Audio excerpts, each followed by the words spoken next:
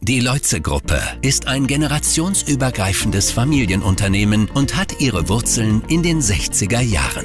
Seitdem hat die Leuze-Gruppe Geschichte geschrieben und sich zu einem internationalen Sensorexperten entwickelt. Er war lange Zeit Geschäftsführer der Leuze Textil und ist Gesellschafter von Leuze. Wir schauen gemeinsam in die Vergangenheit mit jemandem, der stets die Zukunft im Blick hatte. Herzlich willkommen, Helmut Leuze.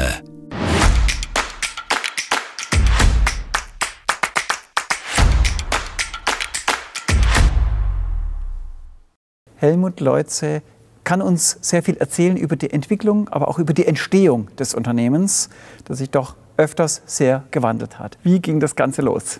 Der Anfang liegt in der Mitte des 19. Jahrhunderts, wo unser Urgroßvater zusammen mit seinem Bruder in Ehningen unter der Achalm bei Reutlingen ein kleines Unternehmen gegründet hat und haben Faden verkauft.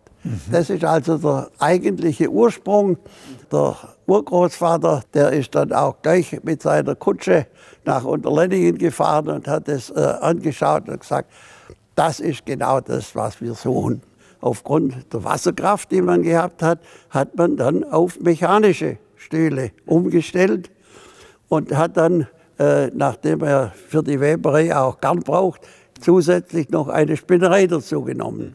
Die Weberei von Unterlenningen hat man nach Auen verlagert und hat dann in Unterlenningen nur noch die Spinnerei gehabt. Und das Zentrum der Gesellschaft war dann Auen.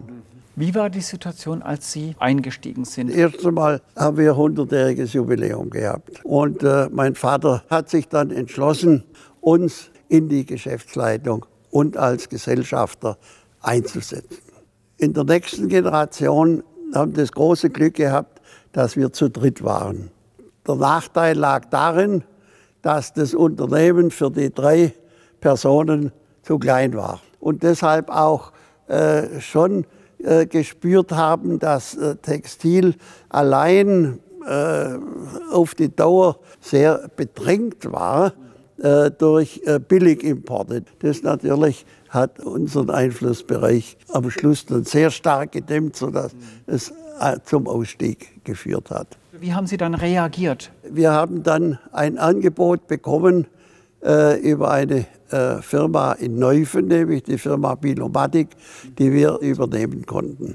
Die haben Papiermaschinen, Papierverarbeitungsmaschinen in erster Linie und haben dann die Firma Bilomatic auch entsprechend hochgefahren. Und zum anderen meine Wenigkeit zusammen mit dem Herrn Christoph noch von 61 bis 63 Textil geleitet hat, bis es dann so weit war, dass die Weberei nicht mehr funktioniert hat. Und wir haben dann kurzfristig die Entscheidung getroffen, die Weberei nach Portugal zu verkaufen. Die Branche hat das doch nicht kommen sehen. Da waren Sie einer der Ersten. Das kann man sagen, ja. Da haben Sie schon ein gutes unternehmerisches Gefühl bewiesen, glaube ich. Ne? Ja. Und dann haben wir ja in den 60er Jahren mit der Kammgarnspinnerei angefangen. Wir haben dann unsere ersten Versuche gestartet. Und da sind wir dann langsam gewachsen. Das hat dazu geführt, dass wir am Schluss des Textilerlebens in Unterlenningen mit die modernste Kammgarnspinnerei in der Bundesrepublik gehabt haben. Dann haben wir gesagt, dass wir Unterlenningen abstellen. Es hat nicht alles so geklappt, wie wir uns das vorgestellt haben, aber man musste halt einmal loslegen und dann sehen, wo man rauskommt dann nachher. Genau, das ist ja auch der Unternehmer. Ja. Ist, man weiß oft nicht, wohin der Weg führt. Ja. Wir haben so viel Erfahrung und so viel Marktpräsenz bekommen, dass wir dann in Unterlenningen die frei gewordenen Räumlichkeiten mit Kammgarnmaschinen ausfüllen konnten. Und man hat ja jetzt diese großen Hallen abgerissen, um dort die Elektronik aufzubauen, wo dann im Jahr 63 wir die Elektronik gegründet haben, wo der Herr Christoph dann als Geschäftsführer eingesetzt worden ist.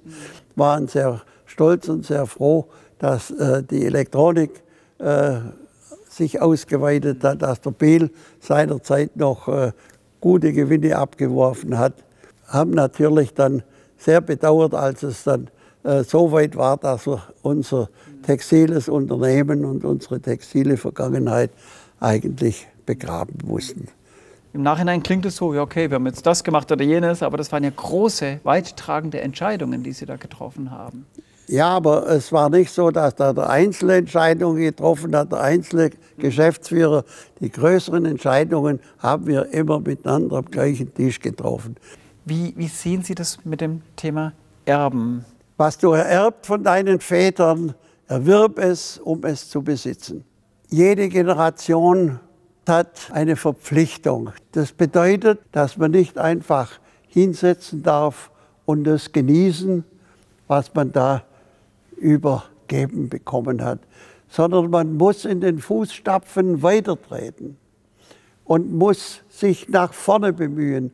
Das heißt mit anderen Worten, man darf nicht hier verweilen, denn das Verweilen führt zwangsläufig zum Abgleiten.